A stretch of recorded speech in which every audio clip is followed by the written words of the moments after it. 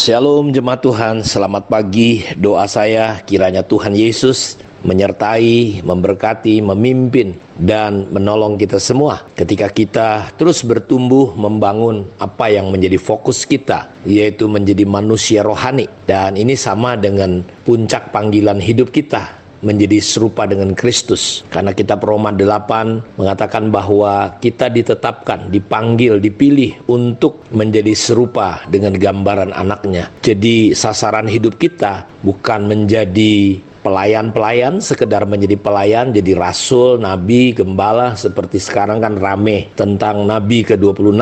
Ya, itu terserah, tapi seorang nabi harus bertumbuh menjadi manusia rohani, karena semua pelayanan, semua jawatan, semua karunia akan hancur jika tidak ditopang, dikerjakan oleh orang-orang yang bertumbuh menjadi manusia rohani. Seperti gereja di Korintus. Aku tidak bisa bicara dengan kamu, kata Paulus kepada gereja di Korintus dalam pasal yang ketiga ayat 1, 2, dan 3. Aku tidak bisa ngomong sama kamu seperti dengan orang yang berohani atau manusia rohani, tetapi aku cuma bisa bicara dengan manusia yang duniawi, yang tidak dewasa, kekanak-kanakan. Karena di sana walaupun penuh dengan karunia, penuh dengan pelayanan jawatan, penuh dengan berbagai hal-hal yang dahsyat dan luar biasa, tapi di sana ada perpecahan, di sana ada iri, ada dengki, ada kelompok-kelompok, ya, buah-buah daging yang nyata daripada buah-buah roh. Karena itu ini menjadi fokus kita, menjadi manusia rohani. Dan seorang yang manusia rohani, pribadi yang manusia rohani ini adalah orang-orang yang kita lihat bahwa ciri-cirinya, ukurannya bukanlah pelayanan, ukurannya bukan berkat, ukurannya bukan apa saja, tetapi ukurannya bicara tentang karakter. Nah, ciri-ciri yang sudah kita pelajari seorang yang bertumbuh menjadi manusia rohani adalah dia yang pertama punya beban terhadap jiwa-jiwa. Pandangannya tidak lagi penuh dengan penghakiman, kejengkelan kepada orang, tetapi dia melihat orang penuh dengan belas kasihan, perlu diselamatkan. Itu yang Yesus lakukan, dan kemana saja dia, hatinya selalu tergerak oleh belas kasihan. Yang kedua adalah, kemarin kita sudah belajar, adalah respon. Kita belajar tentang respon daripada Daud, respon daripada Yesus, dan seharusnya kita orang-orang yang bertumbuh di dalam kerohanian, menjadi serupa dengan Kristus, reaksi dan respon kita itu makin berubah. Kenapa? Karena orang yang atau manusia rohani adalah orang yang dipimpin oleh Tuhan. Pikiran dan perasaannya dikuasai sepenuhnya oleh Tuhan. Dia mengikuti jalan-jalan Tuhan. Dia tidak bergerak, bertindak berdasarkan pikiran dagingnya, pola-polanya, cara-caranya, perasaannya, ya, tapi dia dikuasai. Karena itu saya mau katakan bahwa penting sekali untuk Bapak Ibu kita berada di dalam kelompok kecil, atau kalau kami menyebutnya gereja rumah. Karena di gereja rumah, di dalam pemuritan, itu menolong untuk kita berproses, membuang pikiran dan perasaan negatif. Artinya kita betul-betul mengalami sembuh. Karena manusia duniawi, perbedaannya dengan manusia rohani adalah cara pandangnya, cara rasanya. Dulu ketika kita belum pulih Bapak Ibu, kita selalu lihat masalah, lihat persoalan itu ada di luar, ada di orang, ada di situasi, ada di kondisi, ada pada barang, semua terjadi di luar. Tetapi ketika kita sembuh, kita pulih, kita melihat ternyata persoalan dan masalahnya itu bukan di luar. Orang lain bisa saja nggak berubah, pasangan kita bisa saja nggak berubah. Dulu waktu kita konflik, selalu kita berpikir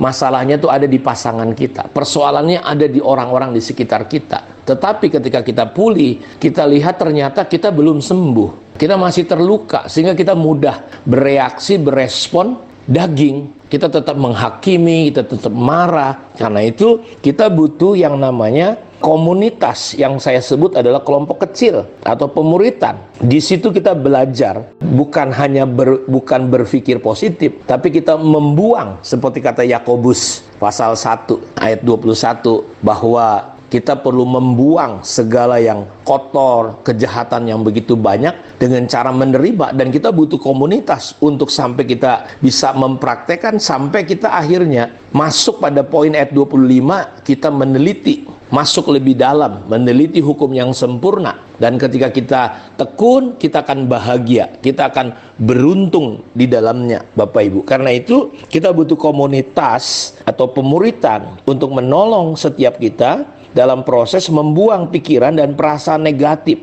sampai kita menjadi sembuh dan kita menggantikan pikiran yang negatif, yang jahat, yang buruk, yang jelek, Bapak Ibu, dengan cara bagaimana? Dengan cara kita ditolongin sampai kita sembuh, sehingga pikiran kita, perasaan kita dipenuhi dengan pikiran dan perasaan kebenaran, bukan lagi pikiran perasaan daging. Karena Alkitab berkata bahwa mereka yang hidup di dalam daging memikirkan hal-hal yang dari daging, tapi mereka yang hidup menurut roh, mereka memikirkan hal-hal yang dari roh. Karena itu Bapak Ibu, pemuritan itu menolong untuk kita sampai kepada tahap itu, tahap di mana kita bisa mengerti kehendak Allah yang baik, yang berkenan, dan yang sempurna. Jadi ketika kita mulai menolak konsep-konsep pola-pola dunia, di situ kita akan bertumbuh. Yang pertama, mulai mengerti kehendak Allah. Kalau dulu kita mungkin nggak ngerti, sekarang kita ngerti. Kapan? Ketika kita tidak menjadi serupa dengan dunia, tetapi kita berubah oleh pembaharuan pikiran kita. Karena itu ketika kita sembuh ya dari luka, kita nggak cukup berhenti berbicara kotor, tetapi kata-kata kita mulai apa? Mulai membangun, ya, membangun orang lain. Ya, kita nggak ketika kita sembuh, kita bukan hanya sembuh dari luka karena hubungan kita dengan orang tua atau dengan siapapun, tetapi kita mulai bisa menjadi bapak untuk orang lain. Satu hari JJ datang sama saya, salah satu orang yang saya muridkan. Dia bercerita tentang situasi orang tuanya, ya. Dia bingung menghadapi karena itu orang tuanya. Lalu rasanya dia sudah hopeless, ya. Lalu saya berkata begini, kamu harus terima apa adanya papa kamu, orang tua kamu harus bisa tetap mengasihi, dan sekarang kamu berubah menjadi bapak. Jadi dia bukan hanya perlu sembuh dari hubungannya dengan bapaknya, tapi kamu bisa berfungsi jadi bapak. Karena bapaknya memang bapaknya, nggak bisa dirubah. Tapi bapaknya menjadi bapak hanya status. Tapi kamu bisa jadi bapak, ya, berfungsi sebagai bapak walaupun kamu seorang anak. Dan dari situ dia mulai praktekkan, ya, dia tidak menghakimi orang tuanya, dia tidak marah, dia kasihi, dia bangun, dia berfungsi betul-betul menjadi bapak. Ya, karena bapak itu bukan hanya status. Banyak orang kan statusnya bapak, tapi dia nggak berfungsi sebagai bapak. Dia kanak-kanak, ya, dia tidak dewasa seperti gereja di Korintus. Dan ketika dia berfungsi, apa yang terjadi Bapak Ibu? Yang terjadi adalah saya melihat hari ini papahnya berubah. Papahnya mulai datang sama Tuhan, antusias. Dulu diajak gereja aja nggak mau, tapi sekarang walaupun mereka nggak ada, bapaknya tetap ke gereja. Itu real, nyata, saya lihat. Jadi kita lihat bahwa ketika seseorang sembuh, dia bukan hanya disembuhkan Tuhan, tapi dia mulai berfungsi. Ya, kalau dia mencuri dulu, Bapak Ibu, dia bukan hanya berhenti mencuri, tapi dia mulai berbuat baik, bisa memberi kepada orang lain. Nah, ini penting sekali. Karena itu biarlah kita terus rindu membangun lewat kelompok-kelompok kecil ini, karena salah satu keuntungan Bapak Ibu ada di kelompok kecil, masuk ke dalamnya, itu adalah sebuah proses di mana kita ditolongin untuk sampai kepada tingkat pengertian yang benar tentang anak Allah. Kita bisa mengerti kehendak Allah yang baik, berkenan, dan sempurna. Kita butuh yang namanya komunitas, kelompok kecil atau pemuritan. Supaya apa? Supaya kita bisa membuang pikiran-pikiran, perasaan kekanak-kanakan menjadi pikiran yang dewasa, yang siap berfungsi untuk jadi berkat. Kiranya Tuhan Yesus memberkati kita semua. Mari kita berdoa. Tuhan, kembali kami datang kepadamu. Biarlah roh hikmat dan wahyu, pengertian dari surga turun atas setiap kami, sehingga kami terus bertumbuh Tuhan, menjadi manusia rohani. Pikiran perasaan kami dikuasai, dipenuhi oleh keinginan Allah yang menguasai kami. Kami tidak lagi berjalan menurut keinginan daging kami, tapi kami berjalan menurut tuntunan Roh Kudus. Hari ini, apapun yang menjadi pergumulan anak-anak-Mu, hamba berdoa, tangan Tuhan yang kuat diulurkan. Jamah tumpangkan tangan-Mu di atas kepala mereka. Mengalirlah berkat kemurahan anugerah.